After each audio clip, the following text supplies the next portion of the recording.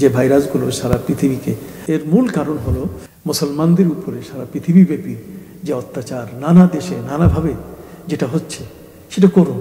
আমরা যখন এই চিত্রগুলো দেখি তখন আমাদের কলিজায় রক্ত চলে আসে। তাহলে এই তাণ্ডবের পেছনে মূলত কারণটা কি, এ সম্পর্কে যদি আমরা পবিত্র কোরআনের দিকে তাকাই তাহলে আমাদের সেই আয়াতটি আমাদের আরেকবার বলতে হয়। আল্লাহ সুবহানাহু ওয়া তাআলা বলছেন, আউযু বিল্লাহি মিনাশ শাইতানির রাজিম, যাহারাল ফাসাদু ফিল বাররি ওয়াল বাহরি বিমা কাসাবাত আইদিন নাস।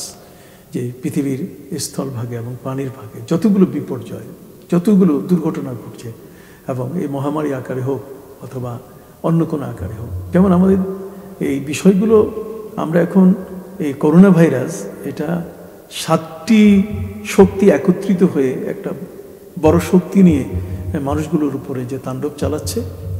কিন্তু এছাড়াও আমাদের মধ্যে যে আর অন্যান্য ভাইরাস বা অন্যান্য রোগ যেটা এখন নিরাময় করার জন্য খুব বড় ধরনের ঔষধ চিকিৎসাপত্র বের হয়নি, যেমন ক্যান্সার, ঠিক অনুরূপভাবে আমাদের দেশের মধ্যে ডায়াবেটিস রোগ, এটাও কিন্তু কোনো অংশে কম নয়। আমরাও কিন্তু লক্ষ্য করি, তো এটাও কিন্তু বহুলাংশে অনেক মানুষ এর মধ্যে আক্রান্ত হয়ে আছে, এবং অনেক কখনো কিডনি ফেল হয়ে যাচ্ছে, কখনো চোখের দৃষ্টি শক্তি নষ্ট হয়ে যাচ্ছে। তার অর্থ হচ্ছে যে আমরা পৃথিবীটাতে যদি লক্ষ্য করি তাহলে কোনো কোনো জায়গায় কোনো কোনো দেশ বিশেষে বা অঞ্চল বিশেষে সেখানে এক একটি রোগ মানুষ সেগুলোতে আক্রান্ত হচ্ছে এবং কঠিনভাবে তারা মৃত্যুর কখনো কখনো শিকার হচ্ছে। তো এই মহামারী থেকে মূলত যারা ইমানদার তাদের কিন্তু আতঙ্কের কিছু নেই। এখানে আতঙ্কিত হওয়া আদৌ যাবে না, আতঙ্কের এখানে কিছু নেই।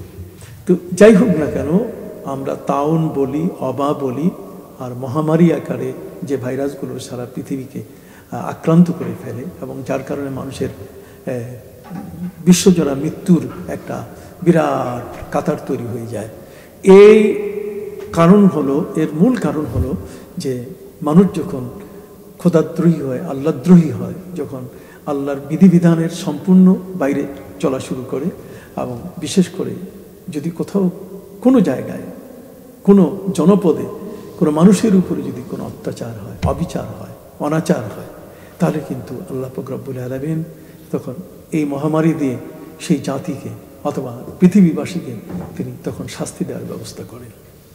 এই শাস্তিটা এমন একটা শাস্তি যেটা আমরা ইতিপূর্বে আলোচনা করেছি, যে বনী ইসরাইল এদেরকে আল্লাহ পাক রব্বুল আলামিন সে শাস্তি দিয়েছেন, এবং নবী করিম সাল্লাল্লাহু আলাইহি ওয়াসাল্লাম বলছেন, ওয়া ইন্নাহু রিজসুন আযাবাহুল্লাহু তাবারাকা ওয়া তাআলা বনী ইসরাইল।